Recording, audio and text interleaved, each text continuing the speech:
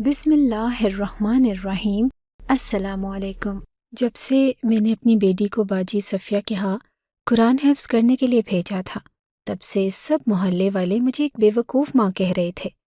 سب کا کہنا تھا کہ میں بہت بڑی غلطی کر رہی ہوں، لیکن مجھے یہ سمجھ نہیں آ رہا تھا کہ اس میں غلط کیا ہے۔ صفیہ بہت ہی نیک اور اچھی خاتون تھی، اور نہ ہی بچے قرآن حفظ کرواتی بلکہ مہینے کا وظیفہ بھی دیا کرتی تھی۔ ایک ٹائم کا کھانا بھی خود کھلاتی تھی، اور اگر وہ اتنی بری ہوتی تو پھر پیسے کیوں نہ لیتی؟ وہ تو یہ سب کچھ فی سبیل اللہ کرتی تھی، اس لیے مجھے اس بات میں کوئی برائی نہیں لگتی تھی۔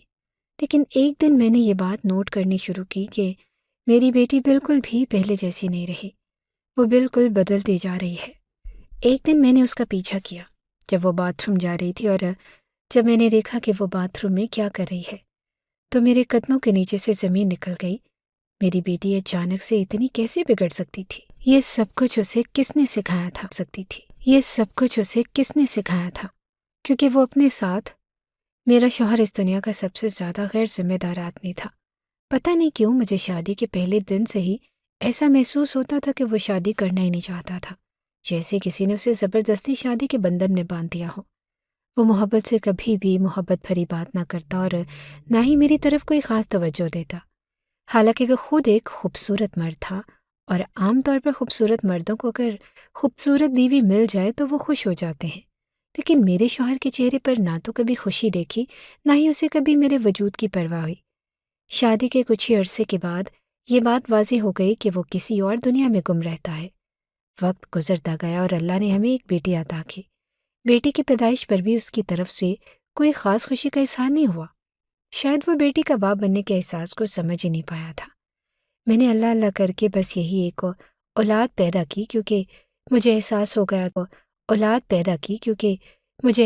گیا تھا کہ وہ مزید ذمہ داری اٹھانے کے قابل نہیں۔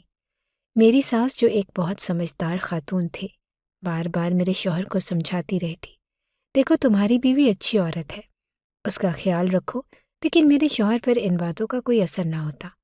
وہ نہ صرف میرے جذبات سے بے پرواہ تھا بلکہ اپنی ماں کی نصیحتوں کو بھی نظر انداز کر دیتا۔ دن رات وہ کسی اور کے خیالوں میں گم رہتا، اور میں کئی بار سوچتی کہ آخر وہ کس کے بارے میں اتنا کھویا رہتا ہے، لیکن اس سوال کا جواب مجھے کبھی نہ ملا۔ چند سال بعد میری ساس بھی اس دنیا سے چلی گئی۔ ان کی وفات کے بعد تو میرے شوہر کی بے پرواہی اور بڑھ گئی، اور ہماری بیٹی اب جوان ہو چکی تھی، اور میرے شوہر نے خود کو مزید ہم سے دور کرنا شروع کر دیا۔ ایک دن وہ دوسرے شہر جانے کی بات کرنے لگا۔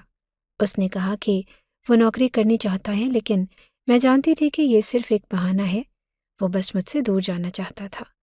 میرے ساتھ در کا راستہ تھا، اور یہ بات شاید میرے شوہر کے لیے اطمینان کا باعث تھی کہ میں اکیلی نہیں ہوں، اور وہ اپنی بیوی اور بیٹی کو بے فکر ہو کر چھوڑ سکتا ہے۔ وہ چپ چاپ دوسرے شہر چلا گیا، اور میں اپنی بیٹی کے ساتھ یہیں رہ گئی۔ مجھے آج بھی یاد ہے جب میری شادی ہوئی تھی اور میرا شوہر مجھ پر کبھی نظر ڈالنے کی زحمت ہی نہیں کرتا تھا۔ میں بار بار خود کو تیار کرتی، سنگھار کرتی، اس کی پسند کے رنگ کے کپڑے پہنتی، یہاں تک کہ اس کی پسند کا کھانا بھی بناتی، لیکن اس کے رویے میں کوئی تبدیلی نہ آتی۔ اس کی طبیعت میری طرف بالکل مائل نہیں ہوتی تھی، جیسے میری موجودگی اس کے لیے بے معنی ہو۔ پھر اللہ نے ہمیں ایک بیٹی عطا کی۔ میں نے اپنی ساری امیدیں اپنی بیٹی سے باندھ لیں۔ جب ایک عورت کو بیوی کے طور پر محبت نہ ملتی تو وہ مکمل طور پر ماں بن جاتی ہے۔ یہی میرے ساتھ ہوا تھا۔ میرے اندر بس ایک ماں رہ گئی تھی، لیکن مسئلہ یہ تھا کہ جیسے میرے شوہر کو مجھ سے کوئی لگاؤ ہی نہ تھا، ویسے ہی اپنی بیٹی سے بھی کوئی خاص محبت نہ تھی۔ میری بیٹی شمع بچپن سے ہی محبت اور توجہ کو ترستی رہی۔ باپ کا سایہ ہونا یا نہ ہونا اس کے لیے ایک جیسا تھا۔ نتیجہ یہ ہوا کہ وہ بھی پڑھائی میں اچھی نہیں رہی۔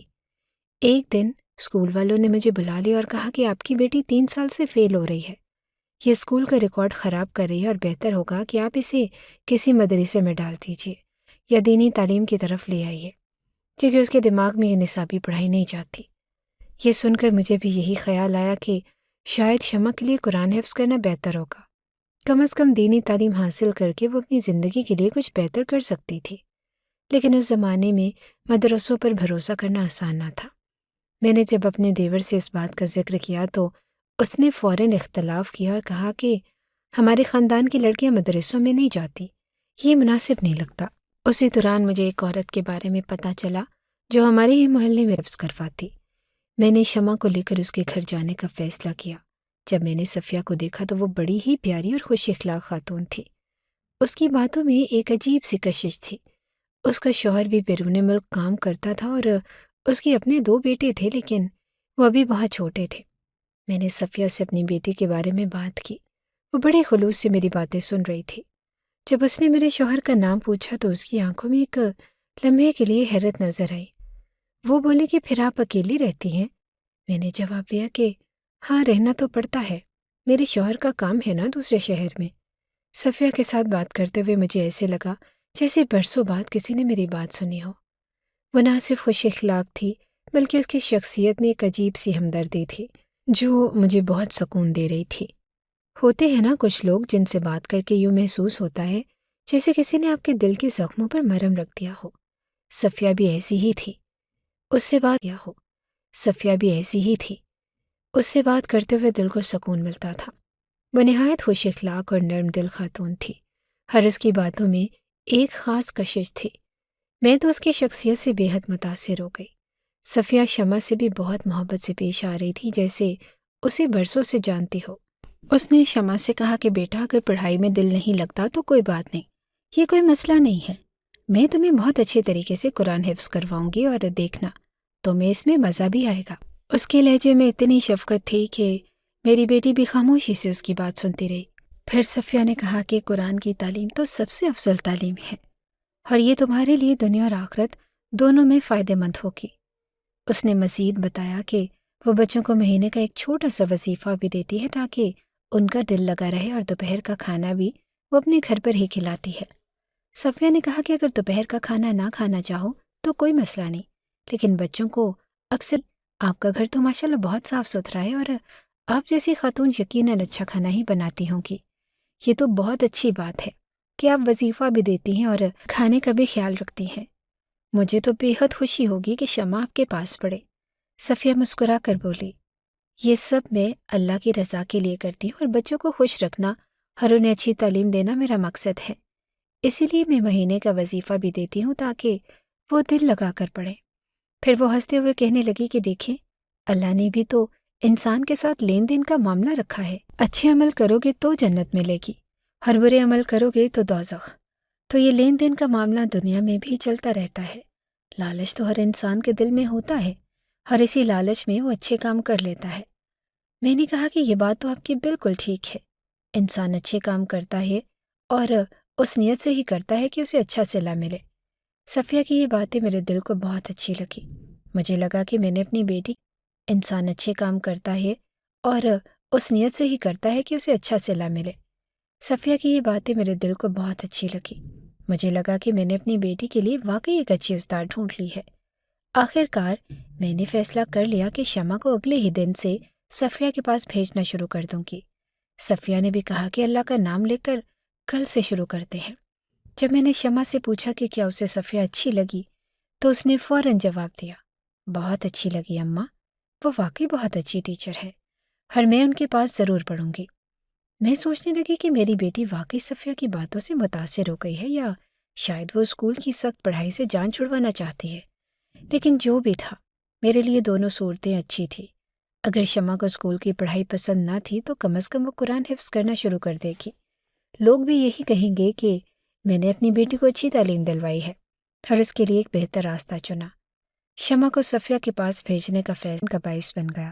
میں نے دل ہی دل میں اللہ کا شکر ادا کیا کہ اس نے مجھے ایک ایسی استاد سے ملوایا جو نہ صرف بچوں کو دینی تعلیم دیتی تھی بلکہ ان کا دل بھی خوش رکھتی تھی۔ صفیہ کی محبت اور خلوص نے مجھے ایک نئی امید دی۔ مجھے یقین ہو چلا تھا کہ میری بیٹی شمع کے لیے یہ راستہ بہترین ہوگا۔ جب شمع کے لیے میں نے یہ فیصلہ کیا کہ وہ صفیہ کے پاس قرآن حفظ کرنے جائے گی تو میں نے سوچا کہ اپنے شوہر کو بھی اطلاع دے دوں۔ وہ چاہے بیٹی کے معاملات میں زیادہ دلچسپی نہ لیتا ہو مگر کم از کم اسے معلوم تو ہونا چاہیے۔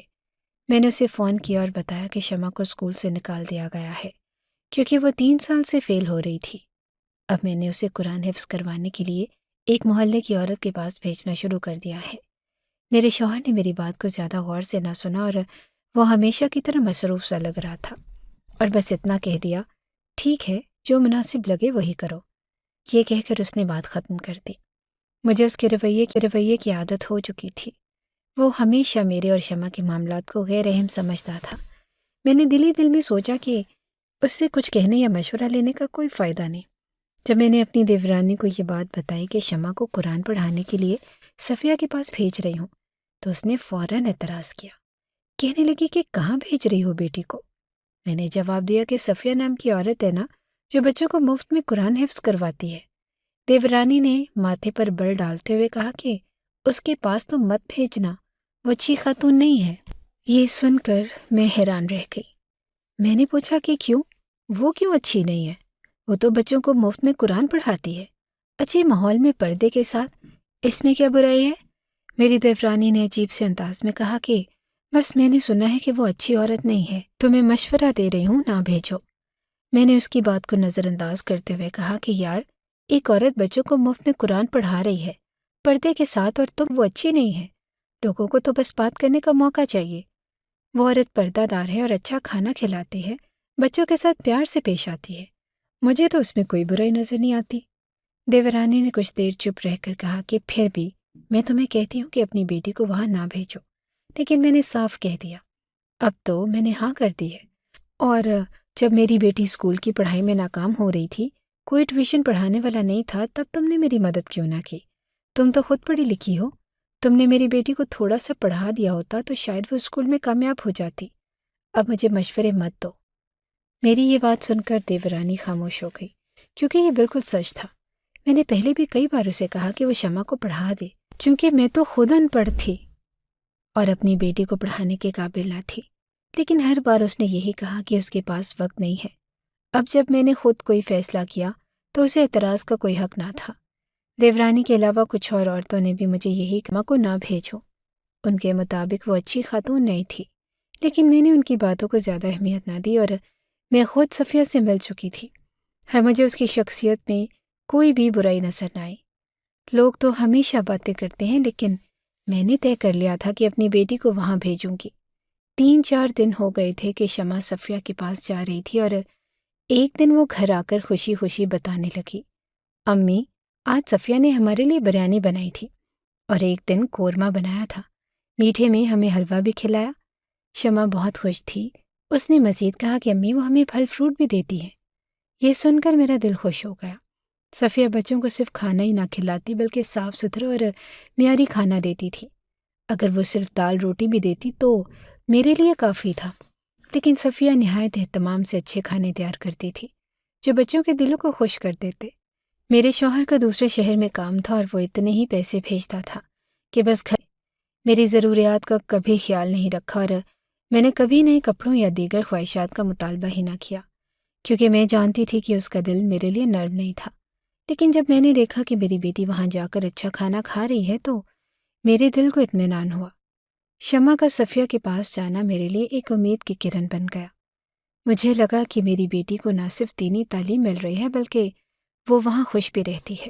صفیہ کی محبت اور بچوں کے لیے اس کا اخلاص مجھے ہر روز اپنی بیٹی کے فیصلے پر مطمئن کرتا گیا۔ ہماری شادی کی سالگرہ کا دن تھا۔ میں نے سوچا کہ شاید آج کا دن کچھ خاص ہو، شاید میرا شوہر مجھے یاد کرے یا کم از کم کوئی محبت بھرا پیغام بھیجے۔ میں نے خود کو خوب تیار کیا، اپنے پسندیدہ کپڑے پہنے اور اپنی ایک تصویر کھینچ کر اپنے شوہر کو بھیج دی۔ دل ہی دل میں امید کر رہی تھی کہ وہ کوئی جواب دے گا، شاید تعریف کرے یا کم از کم یہ کہہ دے کہ تم اچھی لگ رہی ہو، لیکن اس نے کوئی جواب نہ کوئی میسج۔ میں کمرے میں بیٹھی خود سے باتیں کر رہی تھی اور دل میں بار بار یہی خیال آ رہا تھا کہ میرا شوہر میری طرف دیکھتا ہی نہیں، جیسے میں اس کے لیے بالکل غیر اہم ہوں۔ میں خود سے کہہ رہی تھی کہ کیا واقعی میں اس کے لیے کوئی معنی نہیں رکھتی؟ کیا میری اتنی بھی اہمیت نہیں کہ وہ ایک جواب دے دے؟ اسی دوران پیچھے سے شمع کی آواز آئی، امی، کیونکہ آپ ان کو اچھی نہیں لگتی۔ میں یہ سن کر حیران رہ گئی، جیسے کسی نے مجھے اندر سے جھنجھوڑ دیا ہو۔ میں نے فوراً پیچھے مڑ کر دیکھا، شمع کی طرف دیکھا اور کہا کہ تم نے یہ بات کیسے سیکھی؟ تمہیں کس نے کہا کہ وہ مجھے اچھی نہیں سمجھتے؟ شمع نے تھوڑا جھجکتے ہوئے کہا کہ امی، میں نے کسی سے نہیں سنا، بس وہ آپ کی طرف دیکھتے ہی نہیں، اس لیے کہا۔ میں نے غصے سے کہا کہ شمع، آئندہ میری باتیں چھپ کر نہ سنا کرو، یہ اچھی بات نہیں ہے۔ شمع نے معافی مانگ لی، لیکن اس کے الفاظ میرے دل میں تیر کی طرح اتر گئے۔ شاید وہ ٹھیک کہہ رہی تھی، شاید وہ حقیقت بیان کر رہی تھی، لیکن میرے لیے یہ حقیقت کڑوی تھی۔ خیر، دن اسی طرح گزرتے گئے۔ زندگی کی روٹین وہی تھی، اور شوہر کی طرف سے بے اعتنائی، گھر کے کام اور شمع کی تعلیم کا خیال۔ لیکن ایک دن میں نے شمع میں ایک عجیب سی بات نوٹ کی۔ جب وہ صفیہ کے پاس سے قرآن پڑھ کر واپس آئی تو وہ لنگڑا لنگڑا کر چل رہی تھی۔ میں نے حیرانی سے پوچھا کہ شمع، تمہیں کیا ہوا؟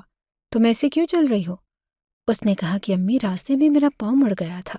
میں نے تھوڑی فکر مند ہو کر پوچھا، پاؤں کیسے مڑ گیا؟ جگہ کتنی ہے جہاں سے تم نے گزر کر جانا ہوتا ہے؟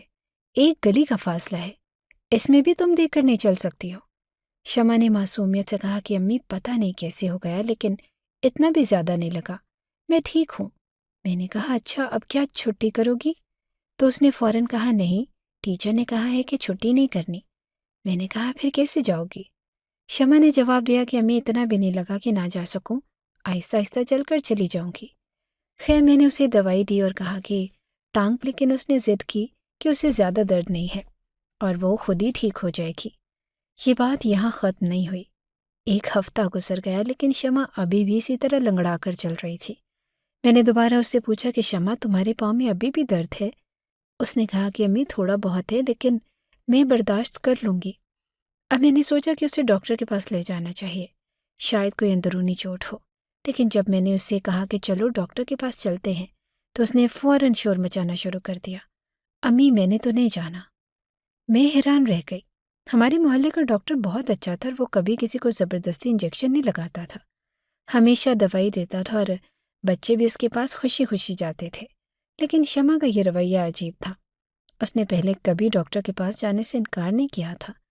میں نے اسے سمجھانے کی کوشش کی، شمع ڈاکٹر کے پاس جانے میں کیا مسئلہ ہے؟ اگر زیادہ درد ہوگا تو وہ دوائی دے دے گا۔ لیکن وہ ضد کرنے لگی، امی میں ٹھیک ہوں، مجھے پاس نہیں جانا۔ مجھے سمجھ نہیں آ رہا تھا کہ شمع کو کیا ہو گیا ہے۔ اس کا رویہ بہت عجیب لگ رہا تھا، لیکن میں نے سوچا کہ شاید وہ ڈر رہی ہو یا اس کا دل نہ چاہ رہا ہو۔ میں نے فیصلہ کیا کہ جب درد زیادہ ہوگا تو وہ خود ہی کہے گی کہ مجھے ڈاکٹر کے پاس لے جاؤ۔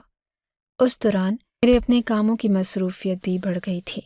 گھر کے سارے کام، سبزی لانا، کھانا بنانا، صفائی کرنا اور شمع کی پڑھائی کا خیال رکھنا، یہ سب میرے ذمہ تھا۔ اوپر سے 1 سال ہو گیا تھا کہ میرا شوہر گھر واپس نہیں آیا۔ لوگ میرے کان بھرنے سے باز نہیں آتے تھے، کہتے تھے کہ زیبا، جو لوگ باہر کے ملک جاتے ہیں وہ بھی سال میں 1 بار تو اپنے گھر آتے ہیں، اور تمہارا شوہر تو 4 گھنٹے کے فاصلے پر دوسرے شہر میں ہے، وہ 1 سال سے گھر کیوں نہیں آیا؟ کچھ عورتیں تو حد کر دیتی تھی، کہنے لگے کہ کہیں اس نے وہاں دوسری شادی تو نہیں کر لی۔ یہ سب باتیں میرے لیے ایک الگ مصیبت تھیں۔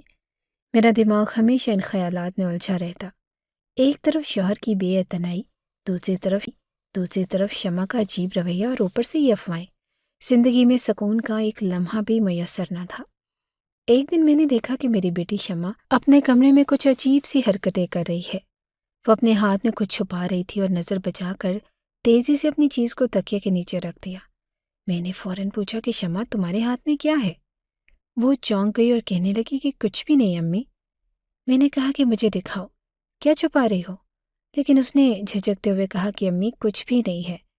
میں نے زیادہ زور دینا مناسب نہ سمجھا، کیونکہ اس کا رویہ شرمیلا تھا، جیسے کوئی معمولی سی بات چھپا رہی ہو۔ خیر، میں نے سوچا کہ یہ کوئی خاص بات نہیں ہوگی اور اپنی مصروفیات میں لگ گئی۔ اگلے دن جب میں اس کا کمرہ صاف کر رہی تھی تو اس کے تکیے کے نیچے سے ایک املی کا ٹکڑا ملا۔ مجھے فوراً سمجھ آ گیا کہ وہ یہی چھپا رہی ہوگی۔ میں نے دل ہی دل میں مسکرا کر سوچا کہ بچپن میں بھی ایسے ہی کرتی تھی۔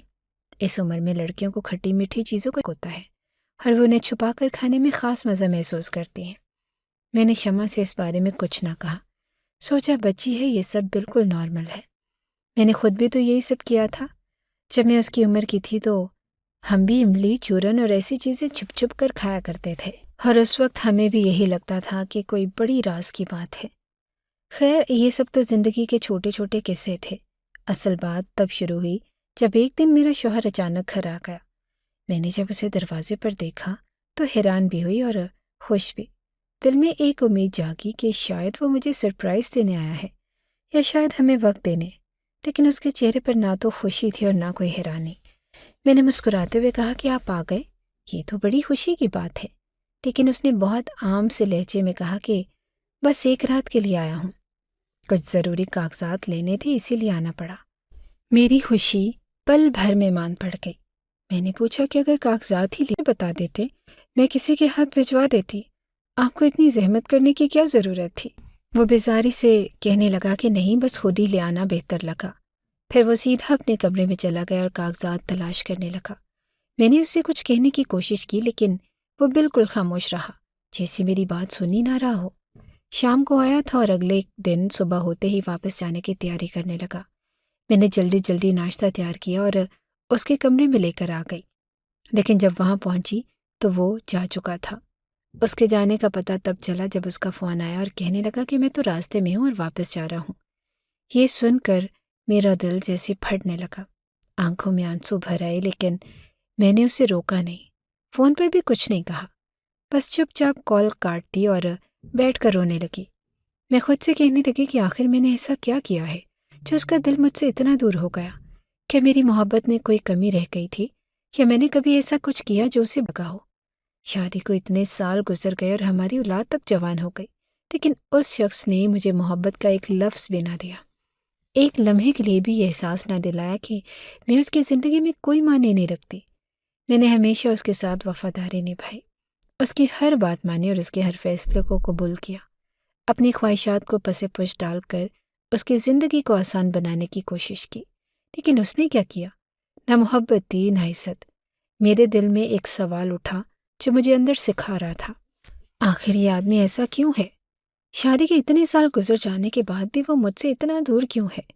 لوگ مجھ سے پوچھتے ہیں کہ تمہارا شوہر تمہیں کیوں نظر انداز کرتا ہے، لیکن میرے پاس اس سوال کا کوئی جواب نہیں۔ کبھی کبھی مجھے لگتا ہے کہ شاید میں ہی اس کی زندگی کی سب سے بڑی غلطی ہوں، شاید وہ مجھ سے محبت کر ہی نہیں سکتا، اور یہ شادی اس کے لیے صرف ایک ذمہ داری تھی جسے وہ زبردستی نبھا رہا تھا، لیکن میرے لیے یہ شادی صرف ایک ذمہ داری نہ تھی، یہ میری زندگی تھی اور میرا خواب تھا۔ میرے دل میں یہ سب خیالات طوفان کی طرح چل رہے تھے، لیکن میں نے اپنے آنسو پونچھے اور گھر کے کاموں میں لگ گئی۔ مجھے پتا تھا کہ زندگی ایسے ہی چلتی رہے گی، مجھے کوئی امید نہ تھی کہ کچھ بدلے گا، اور شاید یہ میرا نصیب تھا۔ ہر نصیب سے کون لڑ سکتا ہے؟ اب تو میری ساری توجہ اپنی بیٹی پر تھی، شمع ہی میری زندگی کا واحد سہارا تھی۔ میں نے فیصلہ کیا کہ میں اس کے لیے سب کچھ کروں گی تاکہ وہ میری طرح ادھوری زندگی نہ گزارے، لیکن شمع کا رویہ بھی کبھی کبھی عجیب لگتا تھا، جیسے وہ بھی مجھ سے کچھ چھپا رہی ہو۔ ایک دن میں گھر میں اکیلی بیٹھی تھی اور عجیب سا اداس محسوس کر رہی تھی۔ میرے دل میں ایک عجیب سا بوجھ تھا جو کم ہونے کا نام ہی نہ لے رہا تھا۔ شوہر کا رویہ، بیٹی کی بدلتی ہوئی باتیں اور اپنی زندگی کی ادھوری خواہشات، سب کچھ جیسے میری روح کو جکڑے ہوئے تھا۔ اسی دوران شمع میرے پاس آ کر بیٹھ گئی۔ شمع نے میری طرف دیکھتے ہوئے کہا کہ امی، آپ ابو کی باتوں کو لے کر اتنا پریشان کیوں ہوتی ہیں؟ وہ آپ سے محبت نہیں کرتے، اسی لیے وہ آپ کے ساتھ اس طرح پیش آتے ہیں۔ اس کی یہ بات سن کر میرے دل میں ایک جھٹکا لگا۔ میری اپنی بیٹی جو ابھی بچی ہی تھی، اتنی بڑی بات کیسے کر سکتی تھی؟ میں نے فوراً اسے ٹوکا اور کہا کہ تمہیں کس نے کہا کہ وہ مجھے پسند نہیں کرتے؟ ایسی بات مت کرو۔ شمع نے سر جھکا کر کہا، امی مجھے سب پتہ ہے اور آپ کو لگتا ہوگا کہ میں کچھ نہیں سمجھتی، لیکن میں سب جانتی ہوں۔ بابا آپ سے محبت نہیں کرتے اور اس میں آپ ہی کی غلطی ہے، آپ نے بابا کا دل نہیں جیتا۔ میری بیٹی کی یہ باتیں سن کر میرا دل جیسے رک سا گیا۔ میں نے غصے سے کہا کہ شمع یہاں سے چلی جاؤ ورنہ میں تمہیں ایک تھپڑ لگا دوں گی۔ تمہیں ایسی باتیں کرنے کی اجازت کس نے دی؟ یہ سب تمہارا مسئلہ نہیں ہے۔ شمع خاموشی سے وہاں گئی، لیکن اس کی باتیں میرے دل اور دماغ میں گونجتی رہی۔ کیا واقعی میری بیٹی کو ہماری زندگی کے مسائل کا اندازہ ہو گیا تھا؟ کیا وہ سمجھ گئی تھی کہ اس کا باپ مجھ سے دور رہتا ہے؟ میں نے سوچا کہ میں تو ان ماؤں میں سے نہیں ہوں جو اپنی بیٹیوں کے سامنے اپنے ذاتی معاملات کا تذکرہ کریں۔ شمع کو اس بات کا علم ہی کیوں ہوا؟ پھر میں نے سوچا کہ شاید یہ سب اس لیے ہے کہ وہ بڑی ہو رہی ہے، جوان ہو رہی ہے اور اس کی آنکھیں اب چیزوں کو سمجھنے لگی ہیں۔ میں نے خود کو سمجھایا کہ شاید یہی قدرت کا اصول ہے، لیکن دل کے کسی کونے میں ایک تکلیف باقی رہی۔ میں نے خود سے سوال کیا کہ کیا شمع ٹھیک کہہ رہی ہے؟ کیا واقعی میری محبت میں کوئی کمی تھی؟ یہ سوال مجھے اندر سے کھائے جا رہا تھا۔ شام کو جب میں اکیلی بیٹھی تھی تو اپنے آپ کو کسی نہ کسی کام میں مصروف کرنے کی کوشش کی۔ میں نے سوچا کہ ان باتوں کے بارے میں زیادہ نہ سوچوں، لیکن پھر اچانک ایک عجیب سی بات ہوئی۔ میں نے فون بجنے کی آواز سنی، لیکن یہ آواز میرے اپنے فون کی نہ تھی۔ کیوں میں نے سوچا کہ شاید ہمسایوں کے گھر سے آواز آ رہی ہوگی، لیکن آواز اتنی قریب تھی جیسے میرے اپنے گھر کے اندر سے آ رہی ہو۔ میں نے پورے گھر میں نظر دوڑائی، لیکن ایسا کوئی فون نظر نہیں آیا جس کی رنگ ٹون ایسی ہو اور آواز چند سیکنڈ کے لیے تھی، پھر اچانک خاموش ہو گئی۔ میں نے سوچا کہ شاید میرا وہم ہوگا، لیکن پھر دل میں ایک عجیب سی بے چینی پیدا ہوئی۔ میں نے ایک بار پھر پورے گھر کا جائزہ لیا اور کمرے میں جا کر دیکھا، لیکن کچھ نہ ملا۔ پھر میں نے خود کو یہ کہہ کر تسلی دی کہ یہ آواز شاید گلی سے آ گئی ہوگی، باہر کوئی کھڑا ہوگا جس کا فون بج رہا ہوگا، اور مجھے ایسے لگا کہ آواز گھر کے اندر سے آ رہی ہے۔ لیکن دل کے کسی کونے میں ایک عجیب سا شک بھی پیدا ہوا، یہ آواز واقعی کہاں سے آئی تھی؟ خیر، میں نے اس بات کو زیادہ اہمیت نہ دی اور اپنے معمول کے کاموں میں لگ گئی، لیکن وہ آواز میرے ذہن میں بار بار آتی رہی، جیسے کچھ غیر معمولی ہوا ہو، لیکن میں سمجھ نہیں پا رہی تھی کہ وہ کیا تھا۔ یہ کیا تھا؟ یہ سب معمولی باتیں لگ رہی تھی، لیکن میری زندگی میں جو کچھ ہو رہا تھا ان سب کے ساتھ یہ بھی ایک عجیب الجھن تھی۔ میرے شوہر کا رویہ، شمع کی عجیب و غریب باتیں، اور اب یہ فون کی پراسرار آواز، سب کچھ مجھے مزید پریشان کر رہا تھا۔ لیکن میں نے خود کو سمجھایا کہ شاید یہ سب میرے اپنے خیالات ہیں اور مجھے ان سب باتوں پر زیادہ غور نہیں کرنا چاہیے۔ ایک دن میں نے دیکھا کہ شمع جلدی جلدی تیار ہو رہی تھی۔ میں نے اس کو ذرا غور سے دیکھا تو حیران رہ گئی۔ اس نے ہلکا سا میک اپ کیا ہوا تھا اور آنکھوں پر کاجل لگایا ہوا تھا، ہونٹوں پر ہلکی سی لپسٹک اور رخساروں پر کچھ گلابی سا رنگ۔ مجھے یہ دیکھ کر حیرانی ہوئی، شمع تو ہمیشہ ہی سادہ سے رہتی تھی، پھر آج یہ میک اپ کرنے کی کیا ضرورت پیش آ گئی؟ میں نے اسے پکارا اور کہا کہ شمع، یہ میک اپ کیوں کیا ہے؟ تم قرآن پاک پڑھنے جا رہی ہو، یہ سب کرنے کی کیا ضرورت تھی؟ وہ میری بات سن کر ایک لمحے کے لیے ٹھٹک گئی، جیسے کچھ چھپا رہی ہو، اور کے پاس ایک چھوٹا سا جلسہ ہے، ایک لڑکی نے قرآن پاک حفظ کیا ہے، اسی لیے سب کو بلایا ہے۔ میں نے کہا کہ اچھا، لیکن جلسہ تو قرآن پاک حفظ کرنے کا ہے، عید یا شادی تو نہیں ہے کہ میک اپ کر کے جاؤ۔ کس نے کہا کہ تم سے یہ سب کرنا ہے؟ شمع کچھ گھبرا گئی اور پھر دھیمی آواز میں بولی کہ کسی نے نہیں کہا، بس ایسے ہی۔ میں نے تھوڑا سخت لہجے میں کہا کہ جاؤ، جا کر منہ دھو لو اور اچھے طریقے سے حجاب کر کے جاؤ، یہ سب فضول باتیں تمہیں زیب نہیں دیتی۔ شمع میری بات سن کر خاموشی سے چلی گئی اور میں نے ایک اطمینان کی سانس لی، لیکن دل میں ایک عجیب سی بے چینی بھی تھی کہ واقعی میں نے صحیح کیا، یا شاید شمع کے جذبات کو ٹھیک سے سمجھ نہیں سکی۔ ابھی میں یہ سب سوچ رہی تھی کہ میری دیورانی کمرے میں آ گئی۔ وہ کسی کام سے آئی تھی اور اس نے بھی شمع کو میک اپ میں دیکھا اور میری طرف کچھ طنزے انداز میں دیکھ کر کہنے لگی، زیبا، تم نے اپنی بیٹی کو قرآن پاک حفظ کرنے کے لیے بھیجنا شروع کیا ہے، لیکن مجھے تو لگتا ہے کہ بجائے اس کے کہ وہ بہتر ہو، وہ اور زیادہ فیشن کرنے لگی ہے۔ میں نے اس کی بات پر کچھ لمحے کے لیے سوچا، لیکن پھر سخت لہجے میں جواب دیا کہ فیشن؟ تمہارے نزدیک فیشن کیا ہوتا ہے؟ اگر بچی نے تھوڑی سی لپسٹک لگا لی یا آنکھوں میں کاجل لگا لیا تو کیا وہ فیشن کرنے لگی؟ اور ویسے بھی شمع جوان ہو رہی ہے، اس عمر میں ہر لڑکی کو اپنی ظاہری شکل و صورت کی فکر ہوتی ہے۔ دیورانی نے کچھ جھجکتے ہوئے کہا کہ میں یہ نہیں کہہ رہی کہ وہ کچھ غلط کر رہی ہے، لیکن جب سے وہ صفیہ کے پاس جا رہی ہے۔ میں نے اپنی دیورانی کی بات سن کر کہا کہ یہ سب سوچنا چھوڑو، ہر بچی کی زندگی میں ایسا وقت آتا ہے اور یہ ضروری ہے کہ ماں باپ اسے سمجھے اور اس کا ساتھ دیں۔ تمہیں اگر کوئی مسئلہ نظر آ رہا ہے تو بہتر یہی ہوگا کہ خود اپنی زندگی پر توجہ دو اور دوسروں کے معاملات میں دخل نہ دو۔ میری بات سن کر دیورانی کا چہرہ اتر گیا، جیسے اس کے پاس اب کوئی جواب نہ ہو، لیکن اس کے سوال نے میرے دل میں ایک عجیب سی کشمکش پیدا۔ اتنا بھروسہ کر رہی ہوں کہ اس کی ہر بات کو معمولی سمجھ کر نظر انداز کر دیتی ہوں۔ میں نے سوچا کہ شاید مجھے اپنی بیٹی کے ساتھ تھوڑا اور وقت گزارنا چاہیے، آخر بیٹی ماں کی سب سے اچھی دوست ہو سکتی ہے، لیکن یہ رشتہ تبھی مضبوط ہوتا ہے جب ماں اپنی بیٹی کے دل کی بات سمجھنے کی کوشش کرے۔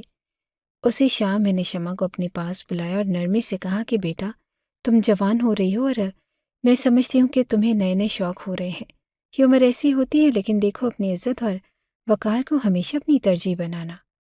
قرآن پاک کی تعلیم صرف پڑھائی نہیں، یہ ہماری زندگی کا راستہ دکھاتی ہے۔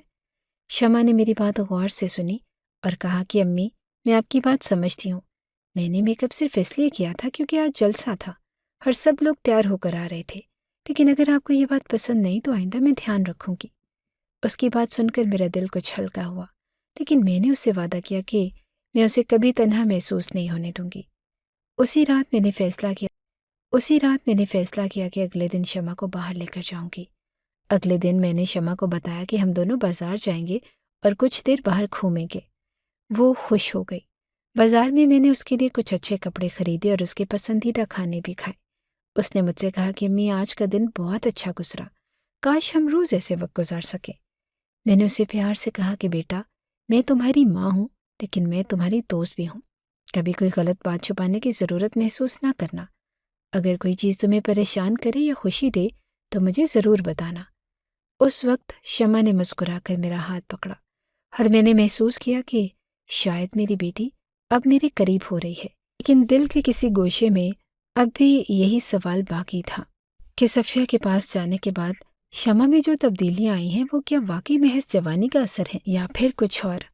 یہ سوال میرے دل میں گردش کرتا رہا، لیکن میں نے خود کو سمجھایا کہ شمع میری بیٹی ہے اور میں اس پر بھروسہ کرتی ہوں۔ اگر کچھ بھی ایسا ہوا جس سے مجھے تشویش ہو تو میں اس کا سامنا کر لوں گی، لیکن یہ وقت تھا کہ میں اپنی بیٹی کے ساتھ اپنے رشتے کو مضبوط بناؤں اور اس کی زندگی کا حصہ بنوں۔ میں نے شمع کے ساتھ ہوٹل جانے کا منصوبہ بنایا تھا، سوچا تھا کہ کچھ وقت اچھا گزرے گا اور وہ بھی خوش ہو جائے گی۔ دوپہر کے وقت میں نے اس سے کہا کہ آج ہم دونوں باہر کھانے چلیں گے۔ پہلے تو وہ کچھ جھجکی، پھر بولی امی آج ہمارا جلسہ ہے، وہاں جانا ضروری ہے۔ میں نے نرمی سے کہا کہ جلسے میں شام کو چلی جانا اور دوپہر کا کھانا تو ہمارے ساتھ کھاؤ۔ یہ سن کر وہ مان گئی، لیکن اس کے چہرے پر ایک عجیب سی بے چینی تھی۔ ہوٹل پہنچنے کے بعد بھی وہ غیر معمولی انداز میں خاموش تھی۔ میں نے سوچا کہ شاید جلسے کی تیاری یا کوئی اور مسئلہ ہوگا۔ ہم نے آرڈر دیا اور کھانے کا انتظار کرنے لگے۔ اسی دوران وہ اچانک سے اٹھی اور کہنے لگی، اس کی یہ حالت دیکھ کر میرا دل دھڑکنے لگا۔ کچھ تو غلط تھا، یہ میں نے محسوس کر لیا تھا، اور کچھ لمحے گزرنے کے بعد میں بھی اس کے پیچھے چل پڑی۔ باتھ روم کے لیے دروازے کے قریب پہنچی تو اندر سے اس کی دھیمی آواز سنائی دی۔ میں نے جھانک کر دیکھا اور جو منظر میرے سامنے تھا اس نے میری حواس چھین لیے۔ شمع کے ہاتھ میں ایک موبائل فون تھا اور وہ کسی سے بات کر رہی تھی۔ اس کے چہرے پر عجیب سی گھبراہٹ تھی، جیسے وہ کسی بڑے راز کو چھپا رہی ہو۔ لیکن یہ سب کچھ وہیں ختم نہیں ہوا۔ میری نظر اس کے لباس پر پڑی اور اس کے کپڑوں کے نیچے ایک گلابی رنگ کا جوڑا نظر آ رہا تھا، جو شلوار قمیص نہیں تھا بلکہ کوئی گاؤن کی طرح کا لباس تھا۔ وہ بار بار اسے سیٹ کرنے کی کوشش کر رہی تھی اور اسی لیے باتھ روم میں گئی تھی۔ میرا دل زور سے دھڑکا۔ میں نے دروازہ کھولا اور اس کے ہاتھ سے موبائل چھین لیا۔ اس نے چونک کر مجھے دیکھا، پھر گھبراہٹ میں کہنے لگی کہ امی یہ میرا نہیں ہے۔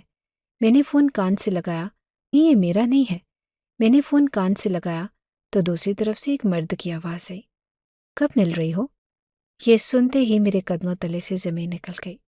میں نے شمع کی طرف سخت نظروں سے دیکھا اور غصے سے پوچھا کہ یہ کیا ہو رہا ہے؟ یہ فون کس کا ہے اور تم کس سے بات کر رہی ہو؟ شمع کے چہرے پر خوف اور شرمندگی کے آثار تھے، لیکن پھر اس نے جو کہا وہ میرے لیے مزید حیران کن تھا۔ وہ کہنے لگی کہ امی یہ منیب کا فون ہے اور وہ مجھ سے محبت کرتا ہے اور میں بھی اسی سے شادی کروں گی۔ میری آنکھیں غصے سے سرخ ہو گئی۔ میں نے کہا کہ تمہیں یہ سب کس نے سکھایا؟ میں نے تمہیں قرآن پاک حفظ کرنے کے لیے بھیجا اور تم یہ کیا کر رہی ہو؟ شمع نے میری بات کاٹتے ہوئے کہا کہ امی میں نے کچھ غلط نہیں کیا، محبت کرنا گناہ نہیں ہے اور شادی تو اسی سے کرنی چاہیے جس سے محبت ہو۔ میں نے غصے میں کہا کہ یہ باتیں تمہیں کس نے سکھائی ہیں؟ تو وہ کہنے لگی کہ یہ سب مجھے صفیہ نے سکھایا ہے۔ یہ سن کر میرے دل کی دھڑکن تیز ہو گئی۔ میں نے حیرانی سے پوچھا کہ صفیہ نے تمہیں یہ سب کیوں کہا؟ شمع نے میرے سوال کا جواب دیتے ہوئے کہا کیونکہ صفیہ ہی وہ عورت ہے جن سے بابا محبت کرتے تھے، لیکن گھر والوں نے ان کی شادی آپ سے کروا دی، اسی لیے بابا نے ساری زندگی آپ کو کبھی محبت بھری نظر سے نہیں دیکھا۔ صفیہ آپا نے کہا ہے کہ میں اپنی زندگی میں وہی غلطی نہ کروں جو آپ نے کی۔ شمع کی یہ باتیں سن کر مجھے یوں لگا جیسے میرا دل کسی نے مٹھی میں جکڑ لیا ہو۔ میرے دماغ میں وہ ساری باتیں گھومنے لگی جو شمع کی تبدیلی کے حوالے سے میرے دل میں شک پیدا کرتی تھی، لیکن اب شک نہیں رہا، یہ حقیقت تھی۔ میں فوراً صفیہ کے گھر گئی۔ اس وقت میرا غصہ آسمان کو چھو رہا تھا۔ دروازہ کھٹکھٹانے کے بعد جب صفیہ سامنے آئی تو میں نے کہا کہ تم نے میری بیٹی کو کیا سکھایا ہے؟ صفیہ نے بے فکری سے مسکراتے ہوئے کہا، میں نے کچھ غلط نہیں کیا، میں نے اسے صرف حقیقت بتائی ہے۔ میں نے غصے سے کہا کہ تم نے اسے یہ سکھایا، میں نے اسے صرف حقیقت بتائی ہے۔ میں نے غصے سے کہا کہ تم نے اسے یہ سکھایا کہ وہ کسی سے محبت کرے اور یہ کہ جس سے محبت ہو اس سے شادی کرے۔ صفیہ نے میرے سوال کے جواب میں کہا کہ ہاں، کیونکہ محبت کرنا غلط نہیں۔ اگر وہ کسی سے محبت کرتی ہے تو تمہیں اس کی شادی اس سے کر دینی چاہیے، ورنہ وہ بھی تمہاری طرح زندگی گزارے گی جو تمہارے شوہر نے تمہارے ساتھ گزاری ہے۔ یہ سن کر میں سناٹے میں آ گئی۔ صفیہ کی باتیں میرے لیے زہر کی مان تھی اور میں نے کہا کہ تو یہ تمہارا بدلہ تھا؟ تم نے میری بیٹی کو میرے خلاف بھڑکایا؟ میں نے تمہاری بیٹی کو بھڑکایا نہیں، بلکہ میں نے اسے چارمنگ بنانے کی کوشش کی ہے تاکہ کوئی مرد اس کو پسند کر سکے۔ میں اسے ہیل والا جوتا پہن کے چلنا سکھا رہی تھی، لیکن اس کا پاؤں مڑ گیا، اس لیے وہ لنگڑا لنگڑا کے چلنے لگے۔ میں اسے یہ سکھا رہی تھی کہ اپنے آپ کو سجاتے کیسے ہیں، سنوارتے کیسے ہیں، تاکہ جس مرد کے ساتھ آپ کا رشتہ جڑے وہ آپ کے پلو سے بن کے رہے۔ میں تمہاری بیٹی کی اچھی پرورش کرنے کی کوشش کرے بری نہیں تھی۔ تم مجھ سے زیادہ خوبصورت تھی، لیکن پھر بھی تم سے ایک شوہر نہ سنبھل سکا۔ صفیہ نے کہا کہ یہ بدلہ نہیں ہے، یہ حقیقت ہے۔ تمہارے شوہر نے کبھی تمہیں محبت نہ دی کیونکہ وہ مجھ سے محبت کرتے تھے، اور میں نے صرف تمہاری بیٹی کو یہ سکھایا کہ وہ اپنی زندگی میں وہی غلطی نہ کرے۔ میرا دل دھڑکنے لگا، میرے دماغ میں بے شمار خیالات گردش کرنے لگے۔ میرے شوہر کا رویہ، شمع کی باتیں، صفیہ کے الفاظ، سب کچھ میرے لیے زہر بن چکا تھا۔ مجھے سمجھ نہیں آ رہا تھا کہ میں اپنی بیٹی کو کیسے اس سب سے نکالوں اور اپنی زندگی کو کیسے سنبھالوں۔ میں نے یہ سب کچھ اپنے شوہر کو بتا دیا۔ جب میں نے اس کے سامنے ساری حقیقت رکھی تو وہ سن کر بہت شرمندہ ہوا۔ اس کا چہرہ غصے، شرمندگی اور افسوس سے بھر گیا۔ وہ کچھ دیر خاموش رہا اور پھر سر جھکا کر بولا کہ زیبا، یہ سب سچ ہے۔ میں صفیہ سے بہت محبت کرتا تھا۔ اس کا یہ کہنا میرے دل پر بھاری بوجھ تھا۔ میں نے کہا کہ اور پھر؟ کیوں کہنا میرے دل پر بھاری بوجھ تھا؟ میں نے کہا کہ اور پھر؟ کیوں تم نے اس محبت کو اپنی زندگی کا حصہ بنایا، لیکن وہ بھی تمہارے لیے خوشی کا سبب نہیں بنی؟ وہ مزید افسردگی سے بولا، میری شادی تم سے اس لیے ہوئی کہ میرے گھر والوں نے میرے اور صفیہ کے تعلقات کو غلط سمجھا۔ ان کے خیال میں صفیہ کا کردار کچھ اچھا نہ تھا، اسی لیے انہوں نے ہماری شادی نہ ہونے دی، اور مجھے سمجھ آ گئی کہ شاید اسی وجہ سے میری زندگی کی راہ متزلزل رہی۔ یہ سن کر میرے دل میں ایک کھچاؤ سا پیدا ہوا۔ میرے دماغ میں وہ بات گھوم رہی تھی جو صفیہ کے متعلق سنی تھی، اور میرے شوہر کا اعتراف میرے دل کو مزید گہری چوٹ دے رہا تھا۔ اس کے ان اعترافات کے بعد مجھے سمجھ آیا کہ محلے والوں کا وہ کہنا کہ میں نے اپنی بیٹی کو وہاں بھیج کر غلطی کی ہے کیوں تھا۔ محلے میں یہ خبر بھی گردش کر رہی تھی، مگر کسی نے بھی میرے سامنے اسے ظاہر نہ کیا۔ محلے والے بھی میرے لیے ایک طرح سے غیر واضح الزامات رکھتے تھے، مگر وہ کچھ بولتے نہ تھے۔ کہا کہ بیٹی، یہ سب باتیں تمہارے دماغ سے نکال دو، یہ سب صرف باتیں ہیں اور ان کا کوئی حقیقت سے تعلق نہیں۔ پتہ نہیں میرے الفاظ اس کے دماغ سے نکلیں گے یا نہیں، مگر میرے شوہر کے لیے یہ سب کچھ صرف ایک لمحے کا اعتراف تھا۔ اس کے دل پر بھی اتنا بوجھ تھا کہ وہ شاید اب اپنی غلطیوں کو مان چکا تھا، لیکن اس کا اثر میری زندگی پر بہت زیادہ تھا۔ میں نے سوچا کہ اگر یہ سب کچھ میرے شوہر کا اعتراف تھا تو میرے لیے یہ ایک طرح سے لمحہ افسوس تھا۔ ساری زندگی کا بوجھ، ساری محبت، ساری شادی میرے لیے ایک بھاری سوال بن چکی تھی۔ میرے شوہر نے اپنی ناکامی کا اعتراف کیا اور میں سمجھ گئی کہ وہ ایک ناکام عاشق ہے، ہر ساری زندگی ایسا ہی رہے گا۔ لیکن سوال میرے دل میں ہمیشہ باقی رہا، آخر اس سب میں میرا کیا قصور تھا؟ میں نے شادی کے خوابوں میں ایک محبت بھرے سفر میں وہ سب چیزیں سوچی جو میرے شوہر کے دل میں تھی، مگر میرے ساتھ جو ہوا وہ کسی بھی صورت میں مناسب نہ تھا۔ شاید یہ سب باتیں سمجھنا میرے لیے کسی بھی صورت میں مناسب نہ تھا۔ شاید یہ سب باتیں سمجھنا میرے لیے مشکل تھی، مگر اس اعتراف کے بعد میرے دل میں ایک گہرا سوال باقی رہا، کیا میں اس ساری ناکامی کو برداشت کرتی رہوں گی یا اپنے اور اپنی بیٹی کے لیے کوئی اور راستہ منتخب کروں گی؟ آخر پہ یہی کہنا چاہوں گی کہ شاید بڑوں کے فیصلے ٹھیک ہوتے ہیں، شاید جو کچھ بھی وہ ہمارے لیے سوچتے ہیں وہ بھی ٹھیک ہوتا ہے۔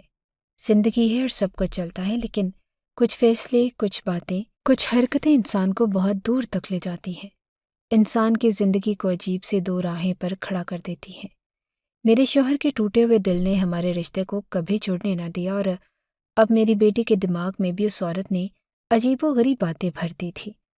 اب نہ جانے آگے کیا ہوگا، سوچتی ہوں تو پریشان رہتی ہوں، اور پریشان ہونے کے علاوہ اگر آپ کو ہماری یہ کہانی اچھی لگی ہے تو ہماری کہانی کو لائک کیجیے، اور اس طرح کی مزید کہانیاں سننے کے لیے ہمارے چینل کو سبسکرائب کیجیے۔ کہانی سننے کا شکریہ۔ آپ سے ملاقات ہوگی اگلی ویڈیو میں، تب تک کے لیے اللہ حافظ۔